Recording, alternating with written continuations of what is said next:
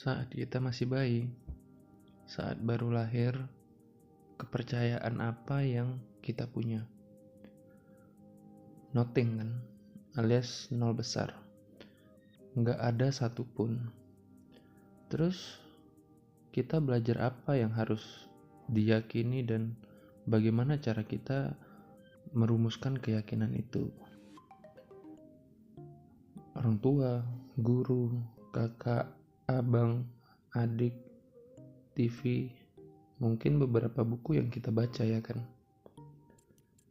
Dan kita bertindak berdasarkan apa yang kita yakini. Jadi, kita mungkin berperilaku hidup kita jauh berdasarkan keyakinan apa yang salah atau tidak akurat atau melemahkan.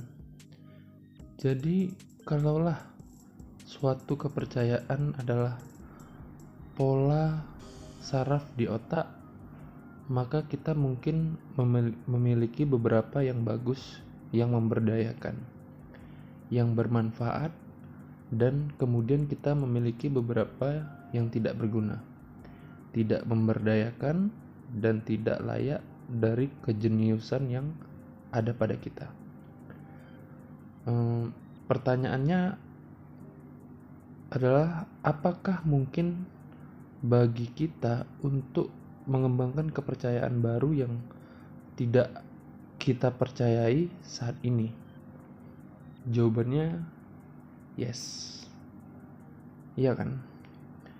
Prosesnya itu adalah kita bisa membaca kepercayaan baru dalam hidup, dan kemudian kalau kita mendengarkan pada keyakinan yang memberdayakan berulang-ulang kali, dan kita menggunakan emosi, dan kita memvisualisasikan diri kita benar-benar memerankan keyakinan itu, dan kita belajar gimana memperhatikan kritik batin.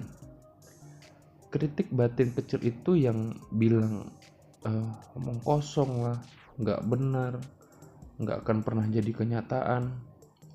Kalau kita belajar dan kita ingat itu terus, suara kecil itu ada untuk secara konsisten membuat kita tetap di tempat homeostatis.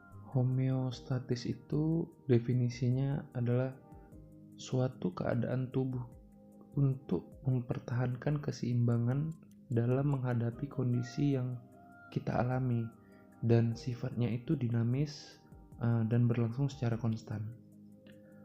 Mereka itu ada di sana untuk melindungi kepercayaan yang ada di sana sekarang.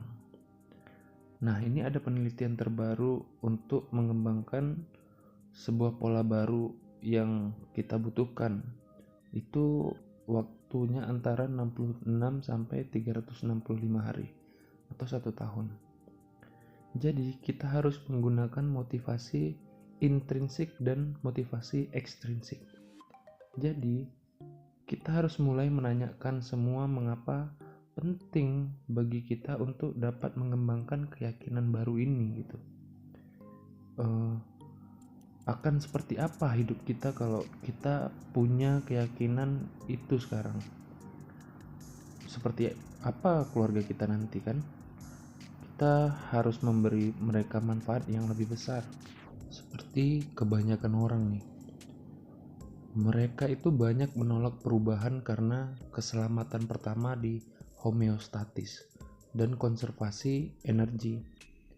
Jadi kita tuh terhubung secara biologis untuk tidak mau berubah. Jadi kita harus dengan sengaja ngebujuk otak kita nih ke dalam alasan motivasi. Alasan emosi kita harus punya alasan intrinsik ini. Mengapa nih kita harus melakukan ini gitu. Dan jadi kita bisa menggunakan rasa sakit sebagai framing. Kalau enggak, apakah kita oke dengan kehidupan seperti ini? Dengan usia kita sekarang, dalam waktu 5 tahun, 10 tahun, bahkan 20 tahun. Dan kalaupun kita setuju dengan itu, maka bukankah kandidat untuk perubahan kalau kita itu berkomitmen untuk melepaskan yang lama, sehingga kita dapat menciptakan yang baru? dan kita menciptakan motivasi setiap hari. Disitulah kekuatan kita sebenarnya. Ingat nih sebelumnya, kemajuan itu bukan kesempurnaan. Jadi siapapun bisa melakukan 1 menit atau 10 detik bahkan.